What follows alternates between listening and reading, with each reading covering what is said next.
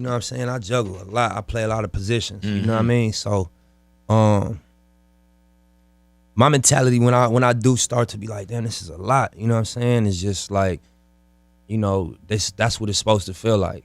If you are going toward what the vision look like, and that's like greatness. That's, on multiple levels. That's the vision that I'm working toward. So I'm like, I just think about that. Like, this shit ain't supposed to feel, comfortable. It's supposed to be uncomfortable. It's supposed to stretch you. It's supposed to be a burden to a degree.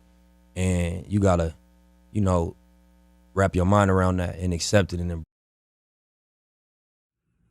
In today's video, I'm going to be talking about dealing with trials and tribulations. And the top 2 things that go into dealing with trials and tribulations. Number 1, for me, is having a growth mindset. It's 3 things that's important about this. And when you have a growth mindset, you can use any situation as a lesson. You will learn from it. You will grow from it. Taking a bad situation like, boom, you just failed a test. Now, some people fail the test, now they whine about their grade, they bitch, and like, not gonna lie, we all gonna have the moments where, we get hit with that certain thing that make us feel some kind of way, but you gotta keep moving. You can't get stuck in that moment of that problem. So in a situation like that, you just say, damn, I failed that test. What didn't I do right? I ain't study enough. I ain't practice. I ain't go to tutoring. I ain't go to office hours. I ain't get help from my friends. I just took the test, so now I know how I failed. You got to be active about what the problem is going on so that you can get better and so the problem will happen again. It's called growing. And the second thing about having a growth mindset was it allows you to forget the stressful details and things because you're thinking about the relevant things and something like the big picture. So in the case of the test, I'm gonna keep that analogy up. If you fail that test, right?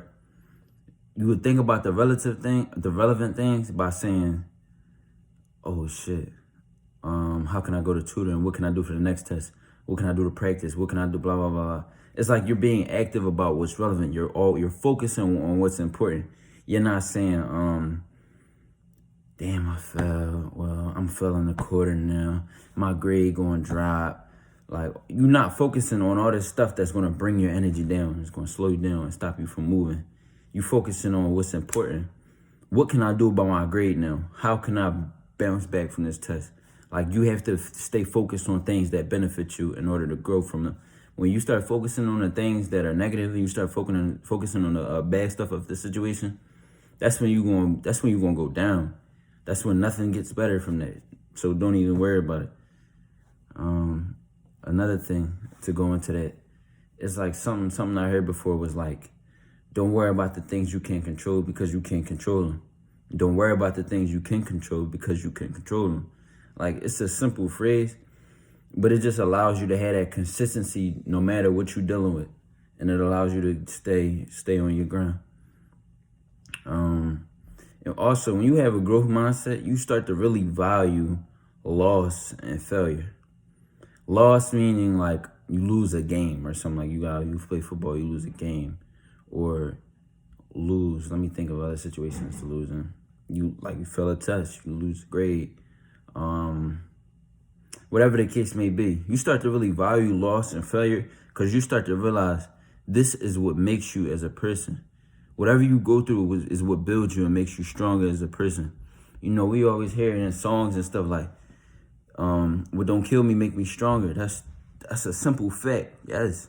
Whatever you go through that another person didn't go through, that you survived, you're now stronger than that person because you went through something that they never even went through. So when they go through it, they're gonna fold. It's gonna break them. Whereas though you already been through this, so you already handled the situation. You now came on top of that situation a better person. Whereas though they never went through that, so they're not even gonna be prepared for it. So they're gonna fumble when it happens. You understand what I'm saying? So you gotta think about everything in life as necessary. Stop looking at certain challenges in life that you face or certain mistakes and problems and stop using that to break you down. Like Nipsey said in the video, he started to embrace the stress and the problems in his situation because he realized that was a part of it. And once he embraced it, he stopped stressing about it. He take it on head on. Like, this is what it is. Like, take it like that. Stop thinking about the stress. Stop thinking about the problem and the situation. Just take it for what it is and just handle it. Understand what everybody needs to understand. It's one game. It's one game. All right, and we need to keep playing better, and we need to improve, and our players need to have the focus to improve. And remember how they got where they got, rather than think that we can just show up now and beat whoever we play. So the second topic in this video is called developing sustenance. Now, sustenance is important because sustenance is all about maintaining of someone or something in life. And it comes from the word sustain.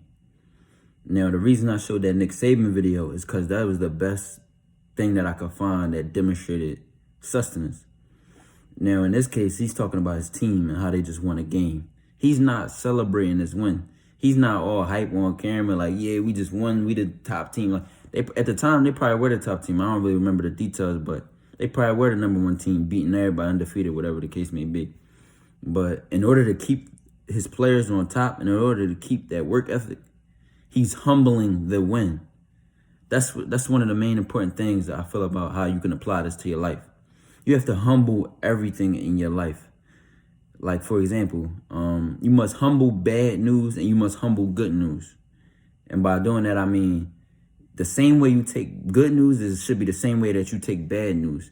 If you start to celebrate one more than another, that's when you start to crash when you get bad news. You know what I mean? That's when you start to fall when you get good news, because you don't have that sustained happiness. You don't have that sustained, let me see, how can I put this? You don't have that sustained personality where it's like everything you take is the same. You know what I mean? You get good news, or you hype, you happy, you upper, blah, blah, blah. And then as soon as you get some good news, all that's gone. Now, why would you give all that up so fast? You know why? Because you don't have sustenance. You don't know how to sustain this stuff. Now, the important part of gaining sustenance is to be able to humble anything in your life. Like, look at that video. In order to keep his team's work ethic, in order to keep them on top, he must humble this win so that they don't get ahead of themselves. We still got to practice the same. We got to remember how we got here, because if we don't, we're going to fall off. We're not going to win more games. You know what I mean? We thinking about the big picture at hand, the championship. We not worried about it. We just won this game. Yeah, this was a big win for us, blah, blah, blah. But we already on next week. We practicing harder. Now, another thing about sustenance is it keeps that working mindset going. You know what I mean? If you have sustenance in life, it's gonna show up and be helpful in many ways. Like if I'm a student in like a university, like in my case, and I fail a test, I'm not tripping about this test. I'm thinking about the next test. I'm thinking about my overall grade. I'm thinking about like what I can do to get this test better. Like I'm always actively going. I'm focusing on what's important. This is kind of similar to the first one, because it's like you always want to keep yourself on what's important and what's going. This is how I deal with trials and tribulations, because it's like, in the worst example, somebody that's folding under trials and tribulations is really breaking them down. You know, it's depressing them, it's making them sad, they want to give up. Think about how they're dealing with this stuff.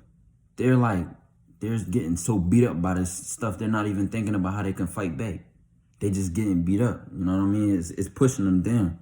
Whereas on me, an example, I'm going through the same life or even a harder life than them, and I'm not even worried about it, because I'm looking at it totally different. I'm not worried about the stuff that I deal with day by day. I'm not thinking about today. I'm thinking 10 years ahead. I ain't worried about this like news and all this. This come with life. Accept that. Just be real with yourself. Keep your mindset 10 years ahead. Think 10 years ahead. What do you want to look back? Like if you 18 in your case, you might be 18, 25, 22, 21, 16, 15. I don't know how old you is. Think 10 years from now. How do you want your, in my case, my 28, how you want your 25, your 35, your 45, how do you want these years to look? How do you want to look back and say you made this age look? Now me, I know my 28, I want to have my college degree. I got my high school diploma.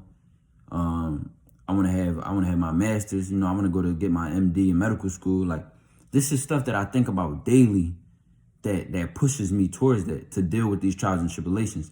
Because I'm so focused on my future that I'm not even thinking about, oh, I got a 0 on this homework assignment. Or that's a small detail in the big picture. Like, why am I worried about this small shit? I got a whole road ahead of me, bro. Stop worrying about this little stuff, bro. Get on your ground. Get on that bigger picture. Stop, you know what I mean? Maintain your life so that this bigger picture can be achieved. If you keep crumbling to these small little details and letting these things bring you down, how can you get what you want in life? Now, I know some of you might not have that big goal yet, or that big dream, or that thing ahead of you that's like, you know, pushing you towards that. But start to work on it. Start to realize that sometime in life you're going to be 25, 35, 45, 55. How do you want your 25, 35, 45, 55 to look? You got to think about that. You're in control of your future. So that's how you start to build your future. Start to realize that this is literally at your hand. Whether or not you want to be a bum on a corner when you 25, 30, whatever the case. I'm not going to keep repeating these ages, but just realize that you are in control of how your future looks. Take that power and use it.